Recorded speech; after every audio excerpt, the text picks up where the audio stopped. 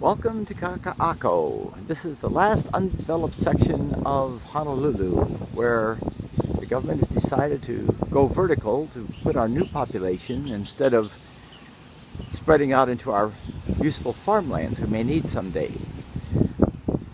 I'm going to do a digital history of it here because it's about soon to be gone. As you see in the distance there, Diamond Head, it's about to be covered up by those two condos going up. Waived and Anaha, the two latest and highest end condos, with penthouses of 20 million for Anaha and 100 million for Waived.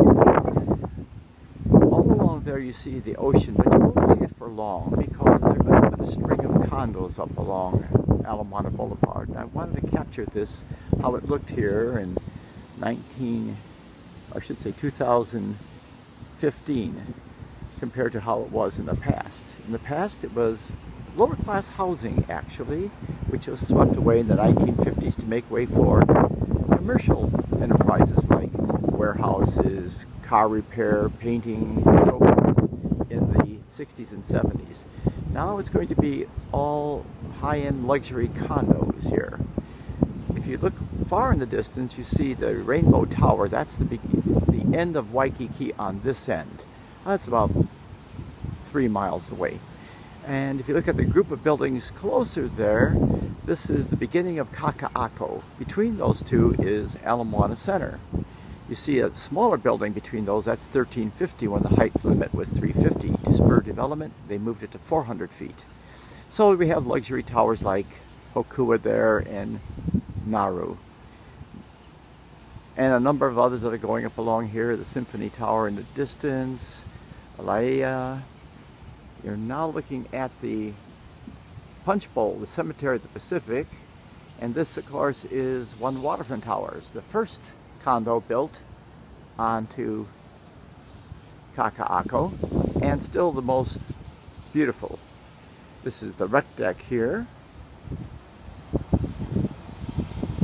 We see the UH Medical School in the distance with the green roof, right next to Waterfront Park.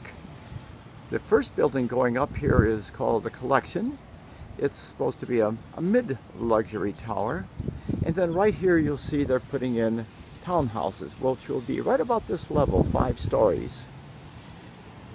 There's a workforce building right there. It's a rental for moderate income people. Laia is a so-called luxury tower, and there's going to be one on this lot you see right between us here. Let's take a look at the rest of Kaka'ako from the other side.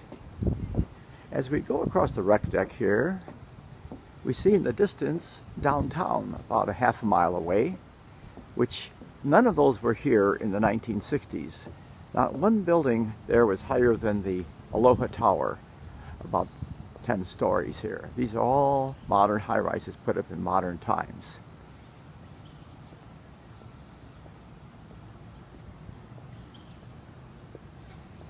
Now, HCDA was created to make these nice luxury condos and make them livable, and you can see Bruce Stark did a beautiful job, widened the road from 2 to 4 lanes, put in a lot of greenery, setbacks, and so forth. That's all government buildings over there. There's their garage. That's Waterfront Plaza there next door, also a Bruce Stark production. You can see it's in the same mauve color as Waterfront Towers. Waterfront Towers, of course, there was the Makai Tower, the other was the Malka Tower. And these are the tennis courts. Again, the beautiful landscaping of Waterfront Towers.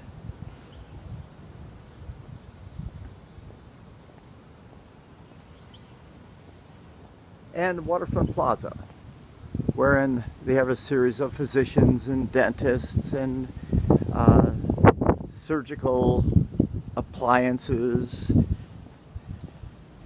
The Honolulu Star Advertiser, etc., is here. As we walk along, we see the Pride of America. That's a cruise ship that circles the islands once a week at Pier 1.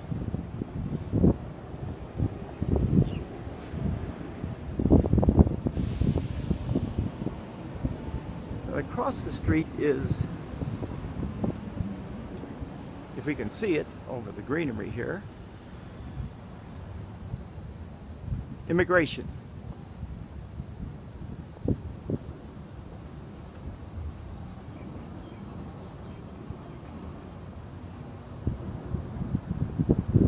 That's the immigration building there.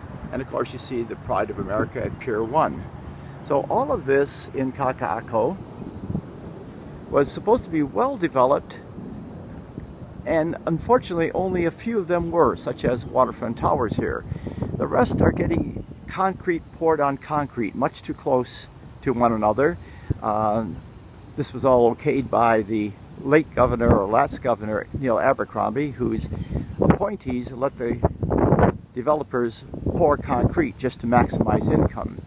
There's supposed to be space between condos of like 100 feet and no garage over 45 feet.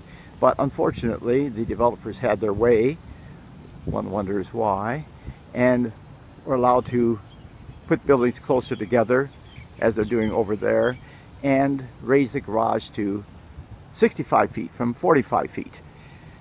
Again, to maximize the income of the developers. Let's hope that there are going to be some good developments. There are in fact some very good ones. The ones I mentioned at Waihee and Anaha is done by the Howard Hughes Corporation, and so they are doing an excellent job of making it very nice wide sidewalks, buildings spaced away from each other. They're going to reconstruct a river that was there to the sea that had been eliminated.